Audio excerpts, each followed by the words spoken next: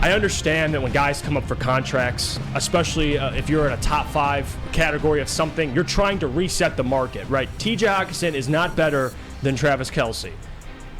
But this is how this works. Players are always going to try and jump the guy in front of them. That's just how it works. So I understand that. For people that are like, Jeff, he had to get paid more than Travis Kelce. He has to reset the market. My problem is, or not really a problem, but what I want to acknowledge is how smart Brad Holmes is and how he operates the Detroit Lions. Think about this man for a second, right? You have TJ Hockenson on your football team. He's coming up for a deal soon. Brad foreshadows. He had like a That's So Raven. Like, he stops, and he go into his eye, and he sees TJ on the Vikings and getting this type of bag. And he says, you know what? We got to figure this thing out. So he trades him to the Minnesota Vikings for capital, which ended up being a guy like Brian Branch, if I'm not mistaken. Oh, what do you know? Was it Brian Branch, that pick? Regardless, they turned it into a good prospect. Oh, it's interesting. And they drafted Sam Laporta, a rookie tight end who's making about $1.8 million this season. So think about that for a second. You got a rookie tight end who's got a lot of upside, that's going to be able to produce for the future, making $1.8 million, roughly around that number, and you trade away a guy in TJ Hockenson, who I've never considered a top 3 tight end. Never did it. I never put him there. Top 5, maybe fringe.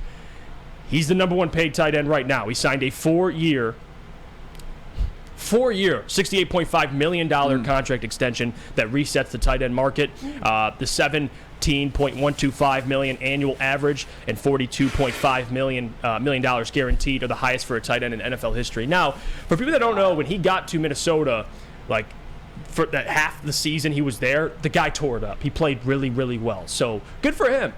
My opinion, though, on tight ends, and I've been consistent with this, if I'm building a football team, okay, and I'm trying to push money in different directions, one of the last places I'm pushing money to, unless you're Travis Kelce, is the tight end position. That's just how I operate. That's how Brad Holmes operates. Tight end, it is a luxury in the NFL for people that don't understand that. Like, the Philadelphia Eagles have a guy like Dallas Goedert, great. If you have a good tight end, that's awesome. You can also win without a good tight end. Mm-hmm. That is how that works as well. So for a guy like Sam Laporta, I think he could fill some of that void, make significantly less, and Brad Holmes can extend in Amon-Ra St. Brown. Would you guys agree wide receiver is a more important position? Yeah. Yes. Would you guys agree that offensive line is a more important position? Yes. So Jonah Jackson's coming up very soon. Penei Sewell's coming up soon. Would you agree that edge rusher is a more important position? Yes. Aiden Hutchinson is going to have to get paid in the future. See, this is how Brad operates, and Sam Flannel, I appreciate him because he knows how to build a football team. The Minnesota Vikings have a terrible defense.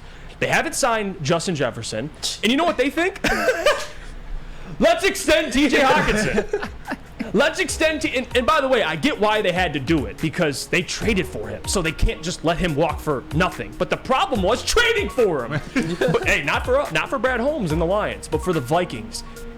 It's just, I don't understand it from the Vikings perspective, but also since they're in the division with the Lions, so be it, Sam. So be it. So be it.